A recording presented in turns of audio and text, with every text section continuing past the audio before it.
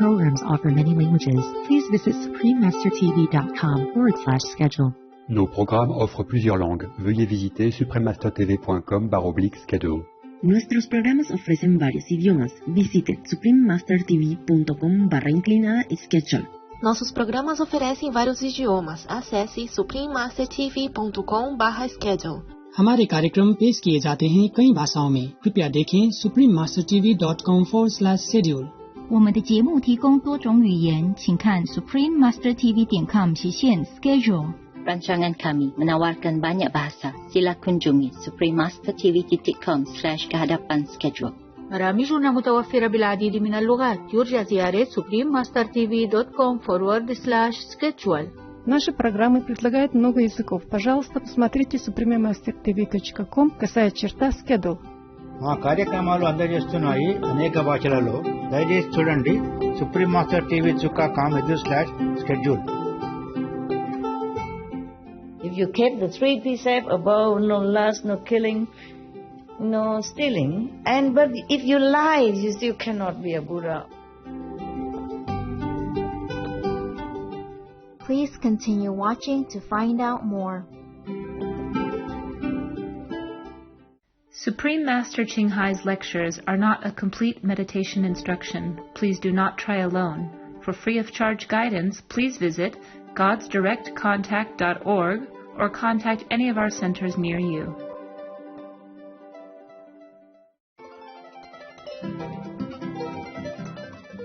Today's episode will be presented in English with subtitles in Arabic.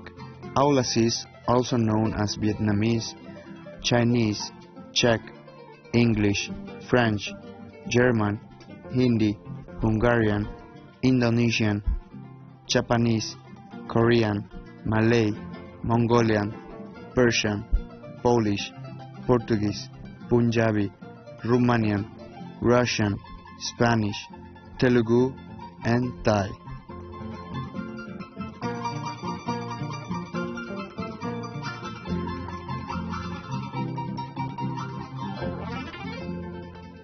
Saludos alegres, espectadores compasivos. Mi nombre es Silvio de Ciudad del Este. En el emocionante Paraguay, nuestro feliz pueblo les admira por la manera noble en que vive sus vidas.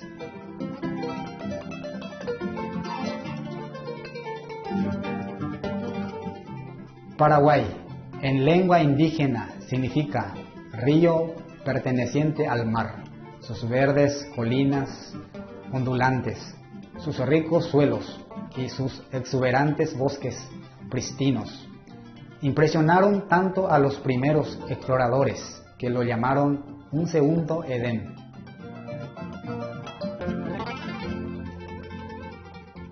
Numerosos grandes ríos, lagos cristalinos y humedales exuberantes han nutrido una civilización notable con un rico patrimonio artístico.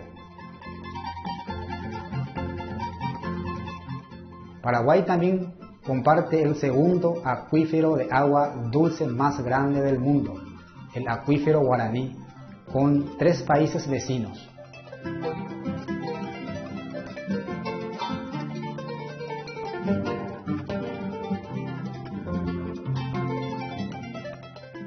Los paraguayos manifiestan un amplio espectro de relaciones armoniosas entre el hombre y el agua, y el hombre y la naturaleza.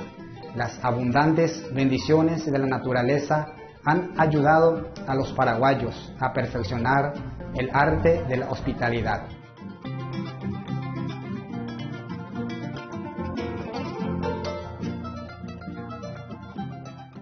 Es un privilegio compartir con ustedes, maravillosos espectadores, un vistazo del fascinante Paraguay. Deseamos que sepan que ustedes son especiales y muy amados por Dios.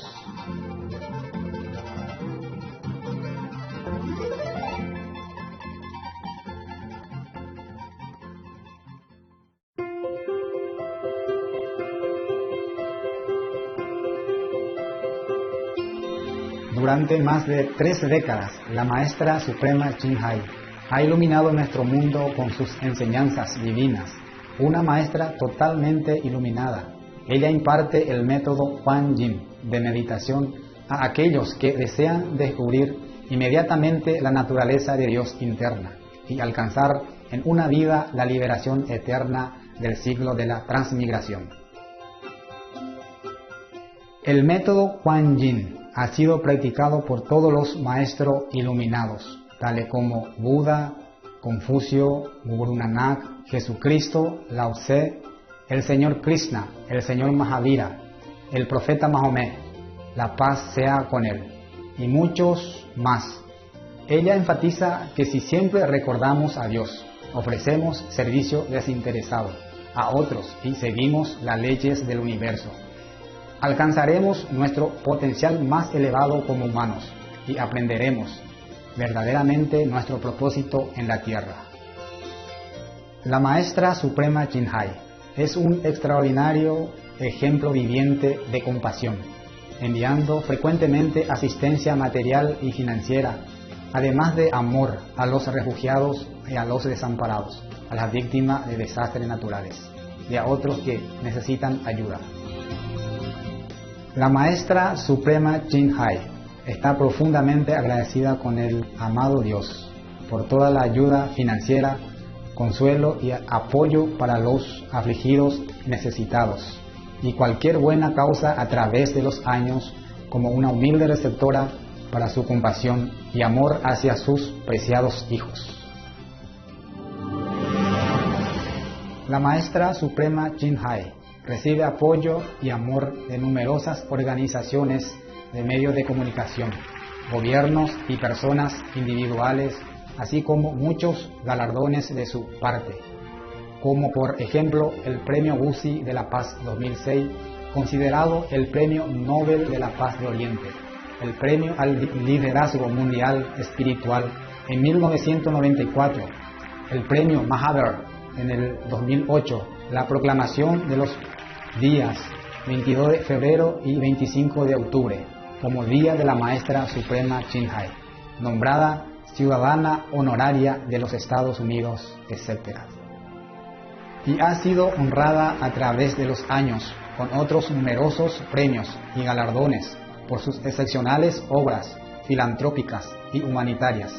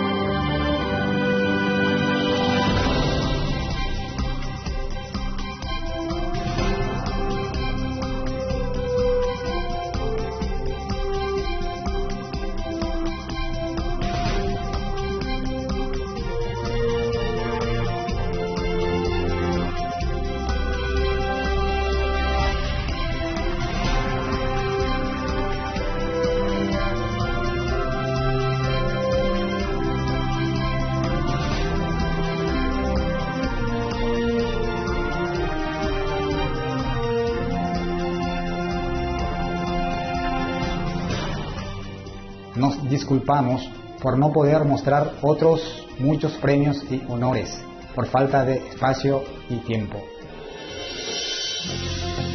Como verdadera voz para nuestros preciosos amigos animales, la Maestra Suprema CHINGHAI promueve la pacífica y amorosa dieta a base de productos vegetales y prevé, con el despertar de la humanidad hacia lo sagrado de todas las vidas, un tranquilo y glorioso mundo completamente vegano, donde los animales y las personas vivan en dichosa armonía.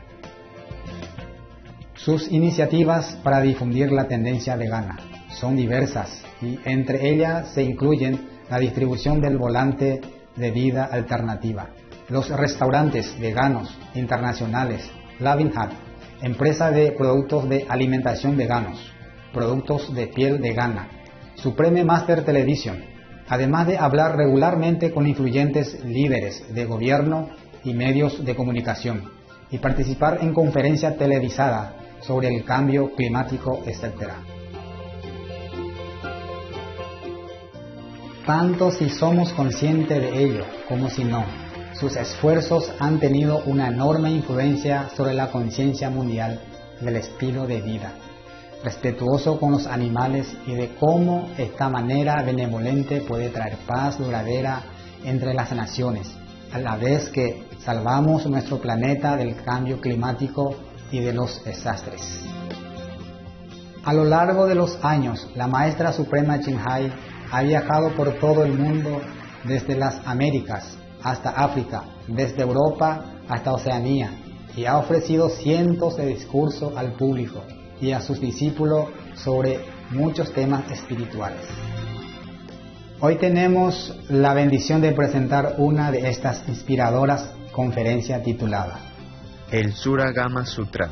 Las 4 instrucciones claras, inalterables sobre la pureza, abstenerse de robar y mentir, parte 4 de 7 entre maestra y discípulos, dada en inglés el 23 de diciembre del 2018 en la Tierra Nueva, Taiwán, también conocida como Formosa.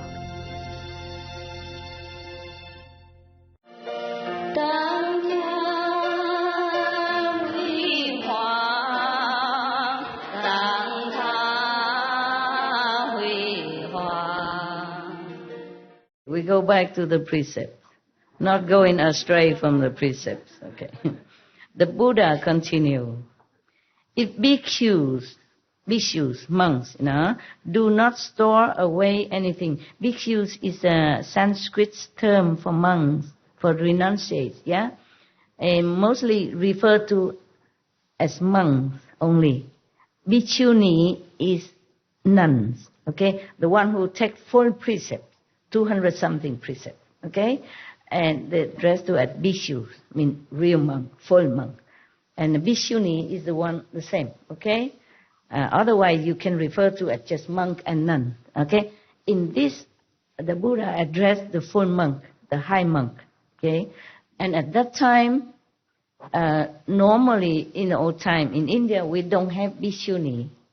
We don't have nuns. Nuns were not allowed in the monastery. It was before. And then after the Buddha became Buddha, his stepmother, or this stepmother, because his mother died at his birth, so the sister of his mother took care of him. And that mother wanted to become a monk also under the Buddha. And Buddha cannot refuse. It's his mother, and then his wife and all that.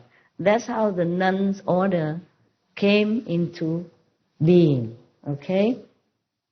But the Buddha worried that because his mother is a queen of the country, highly positioned, respected, living in luxury and splendor, how is she going to be a humble nun, living ascetic life? Also, a nun is not easy in those days, They don't allow nuns because women very inconvenient to travel around, to be alone, yeah? Also, we women have other things, other needs, yeah? And also, if mixing with monks, there might be other things undesirable affection or thing might come about. So there were no nuns in the order of the Buddha, and at that time also. But the mother, how can he refuse? So he has to make some exception. But he said, even if you are the mother and the queen of the country, you still need to bow to the monks, no matter how young and how old his monkhood, okay, like how long he has been a monk. You still need to bow to them. If you accept that, then I will let you. The mother immediately bowed to all the monks. Yeah, and so the Buddha has to keep his promise. Same from then on, all the nuns in the Buddhist tradition, even though they took the full precepts and the full-fledged nunhood, just like equal to the monks, they still have to bow to the monk because of that. Not because the Buddha disrespect his mother, but number one, because she has to be humble, okay? To be a monk and nun, you must be humble. Otherwise, what's the use? You just sit there and to take people offering and prostrating to you.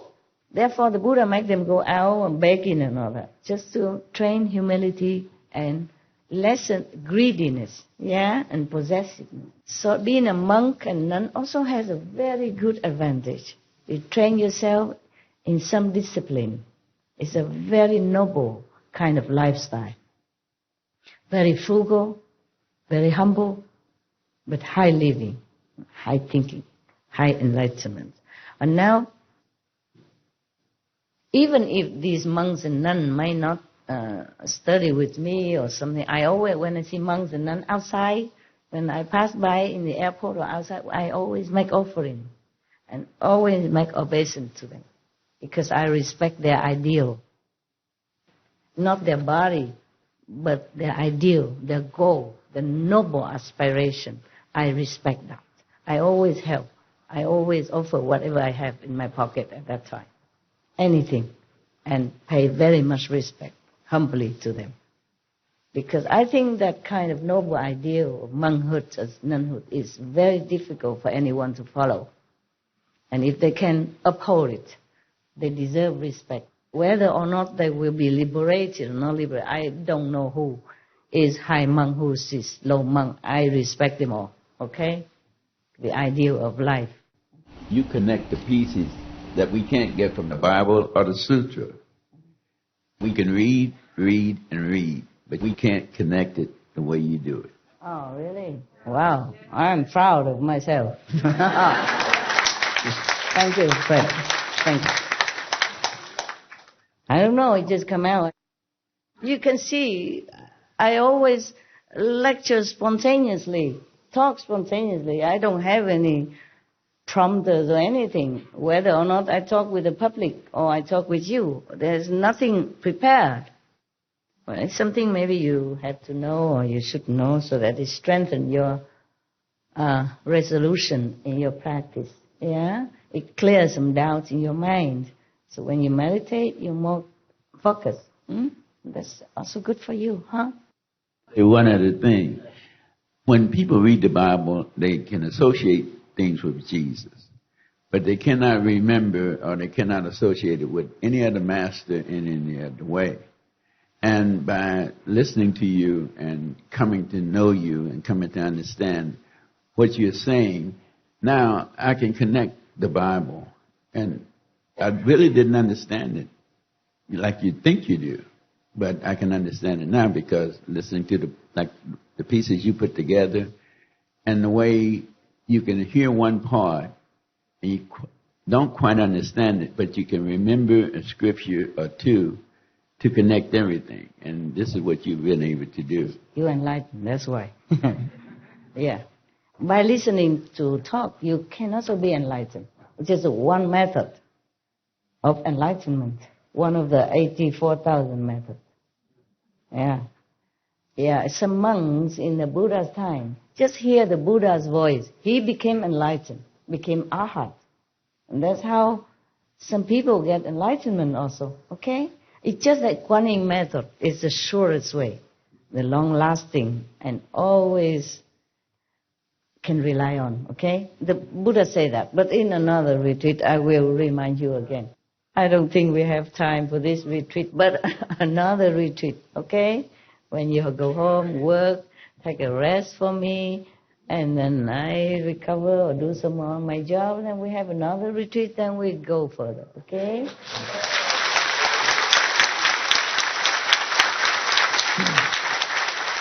If I'm still alive, yeah? All right.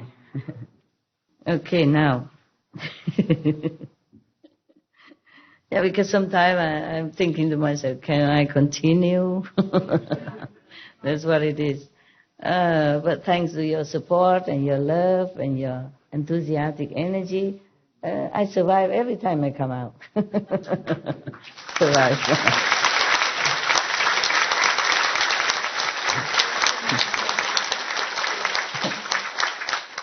Yeah, by the way, I want to ask you, why did you cry yesterday? Well, there's a lot, Master, but everything you say answers something that's in my mind. Oh. It's really incredible how I can be thinking or feeling or wondering something, and you just sort of answer exactly what was in my heart. A lot of the things you were saying yesterday were so prescient, immediate to my feelings and my worries and my fears, and you offered me guidance at the exact moment that I was asking a question, and you offered me reassurance at the exact moment that I needed it. Okay. And I am so grateful. Thank you so much. I'm grateful too that you understood. I love you so much, Master. Thank you. Thank you. Thank you. I love you too, and your wife too. All right, my love. I'm glad it helped you. You're a good kid. Anyway, yes. You're very good. I'm proud of you. In case you worry, I'm proud of you. Okay? I think you're a very good kid. Before you came here even. I saw you on TV. You're a good kid. Okay? So don't worry. You're fine. Okay, so now you know. The nuns in Buddha time begin from there. From the Buddha's time. Before that, they don't allow women to be nun. Because in India, to be a woman, you should never go out alone anyway. Okay? It's dangerous. Yes. And you don't mix with men or outside of your family. But the order of renunciates at that time and before that, it's always men, you see? Men, because they are tougher, they can sit outside under the tree to meditate, they can go out for alms alone. They can endure more, supposed to endure more hardship than women, yeah? Woman is different body makeup, less convenient than a man to be an ascetic, okay? In the old time, monks supposed to be ascetic, yeah? They sit anywhere, they live. They sleep on the ground. They have just a few belongings. Women cannot endure all that. The Buddha was also worried about that. That his mother, second mother, was a royalty, lived in comfort and luxury, having servants, day and night. How is she going to bear this kind of life also? Not to talk about anything else. But she was determined. Yeah, she loves him that much, and she believed in him so much. So she determined. And then she has become a good nun. From then on, she became a chief of the nun. So anytime Buddha has some more nun, he will always handle it to her to take care. Yes. She was that enlightened. Yeah, but very humble because she knows, she understands the Buddha. She believes him and she was enlightened. Very good, very good. But at that time, originally, the Buddha doesn't want any nun. Even after the mother begging him, he still don't want it. Because, a royalty and the mother, how is he going to mix in here? And where does she live? How can she endure all this? And is she going to be so snobbish and all the monks will be very afraid of her because she's a mother of the Buddha and a queen of the country? Who? These two titles scare any man. Not to talk about monks, yeah? And the Buddha worried that monks also very pure and simple. You worry they might feel oppressed, uncomfortable around. So he said, no. But thanks to whom, Ananda. He kneeled down and begged the Buddha, say, she is your mother. Yeah, you cannot differentiate that she's all sentient being. You preach that all equal. He preached back to the Buddha. He gave back to the Buddha whatever the Buddha said. Equality. All sentient being has Buddha nature. And then say, so I think you should also exercise compassion and mercy on your mother. And then the Buddha has to okay. So that's why in many Buddhist nunnery, they also revere Ananda photo, Ananda image, because he is the one who helped them to be able to follow this noble path. But it's maybe it's good for you to know something, so that you know why is this and why is that. Nah? If I just read this faster, but you don't know much more than the just the written word. There are history in here. There are background, okay? There are facts. And there are contributions of facts into this and that event, okay? At least you know I'm a real nun somehow, huh? I know something, right? About Buddhism. I don't know how I know all that. It's just too long ago. Somehow I just know, and I read here and there, I guess, huh? Okay, so the Buddha continued. More strict now. If bhikkhus, at that time no none yet, so he just talked about monks.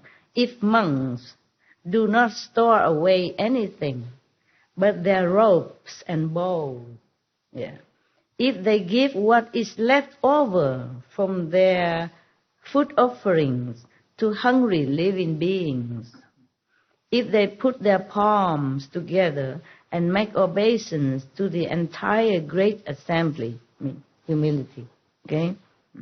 Monks have to greet each other that way,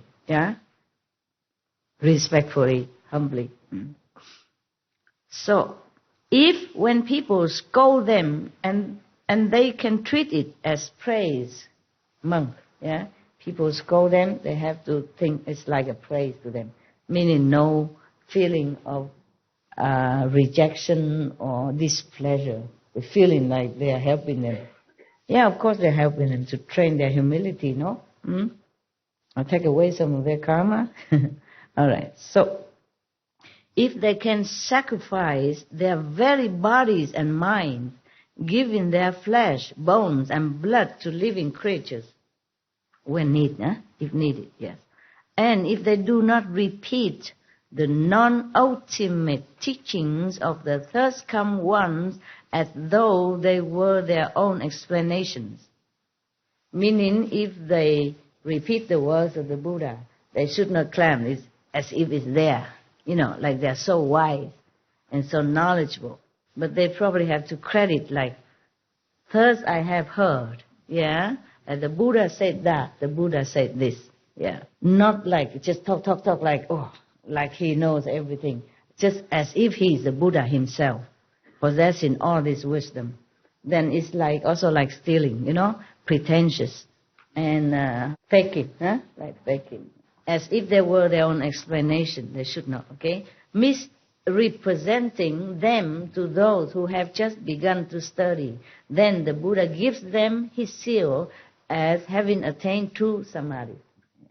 If any monks, who are so humble like that, and who are so frugal and ascetic like that, and also never claim whatever teaching from the Buddha as if their own, were misleading those people who just came, who doesn't know who's who doesn't know that these teachings are from the Buddha, misleading them, let them think that this is this monk's teaching. Then the Buddha will certify him as attains true samadhi, means attain true wisdom, stabilization in his enlightenment, station. What I have said here, the Buddha, What I have said here is the Buddha's teaching. Any explanation counter to it is the teaching of Appear. As usual, he said that. Whatever he teach right here, right now, at that time, was from the saint. Truly saintly teaching, holy teaching. Anything else that is opposed to it is no, is wrong. Ananda, though living beings in the 6 paths, you remember 6 paths? Low heaven, human, asura, hell, animals, ghosts, hungry ghosts. Though living beings in the 6 paths of any mundane world, you hear that? Any mundane world. Meaning the Buddha say that there are more worlds than just ours. See that? Yeah. All the planets, not just ours. We have been heard in that from your Supreme Master CHINGHAI, right? Now it is certified here. In any mundane world, just meaning in any earth like this, yeah? Similar. If any beings in the 6 paths of any mundane world may not kill, steal, or lust, either physically or mentally, these 3 aspects of their conduct, thus being perfect. And they keep these 3 mentioned precepts. Yeah. Yet, if they tell lies, this is the 4 now, the 4 precepts now. Okay, if they kept the 3 mentioned above, perfect, good. But still, if they tell lies, the samadhi they attain will not be pure. This is a 4 precept now. They will become demons of love, you mean this physical attachment, and views, and will lose the seat of the thirst come one, meaning they will lose their wisdom, their seat of enlightenment to become Buddha. They cut it off. Wow. That means you will never become Buddha. If you lie, okay? Even. If you kept the 3 precepts above, no lust, no killing, no stealing, but if you lie, you still cannot be a Buddha. Oh man, that's very strict. Keep it, guys, yeah? As much as you can, huh? So maybe you can become 50% Buddha, 60% Buddha, 80% Buddha. Or human at least, yeah? Not running around in the vicious cycle of birth and death in a lower realm. Okay, please keep the 5 precepts.